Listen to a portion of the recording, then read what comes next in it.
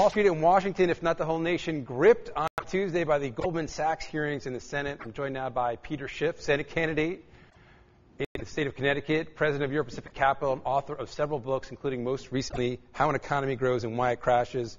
So, Peter, have you had a chance to watch any of the Goldman hearings, and what was your reaction? Now, I was listening to them on the car ride into the city.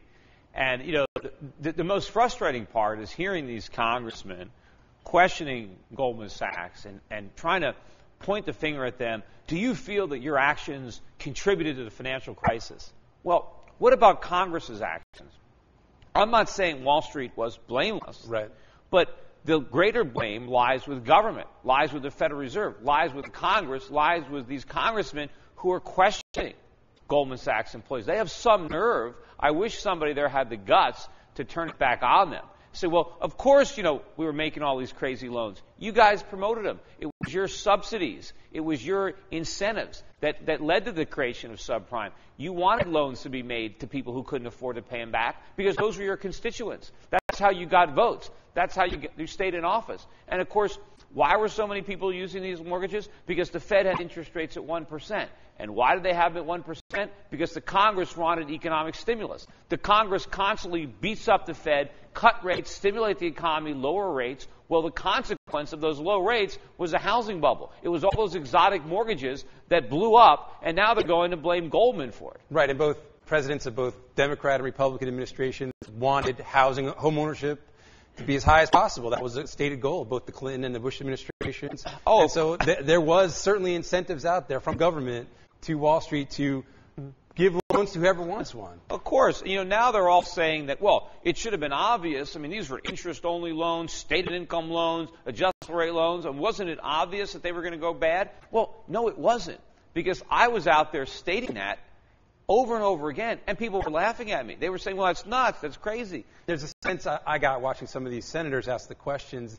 It reminded me of that scene in Casablanca where the French policeman says, I'm shocked to hear there's gambling going on here, because they're saying to Goldman, I can't believe you guys would bet against your clients or hedge your positions. I mean, that's what an investment bank does. I mean, isn't that? Well, unfortunately, that's not what they should do, is helping to fund new companies, new businesses, real investment banking, merchant banking. Right. They're not doing that now because of all this cheap money and because of all the regulations.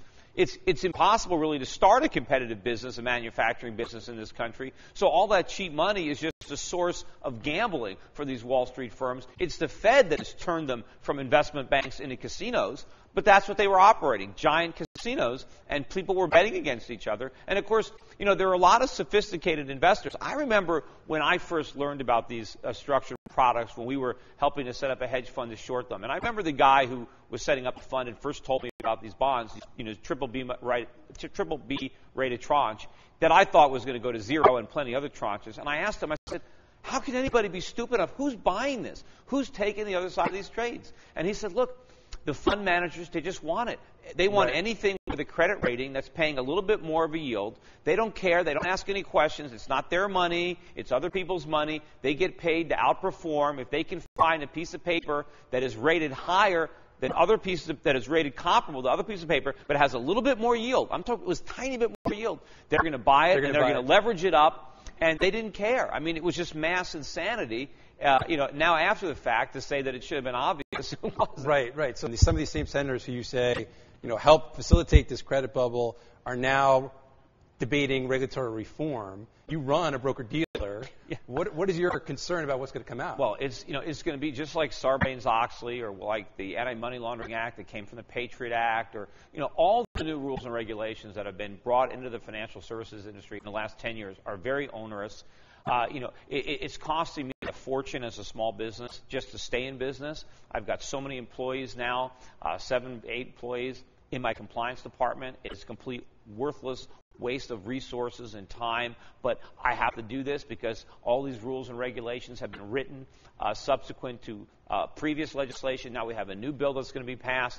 It does nothing to address the root causes of the financial crisis, which were the Fed keeping interest rates too low. Now they're even lower.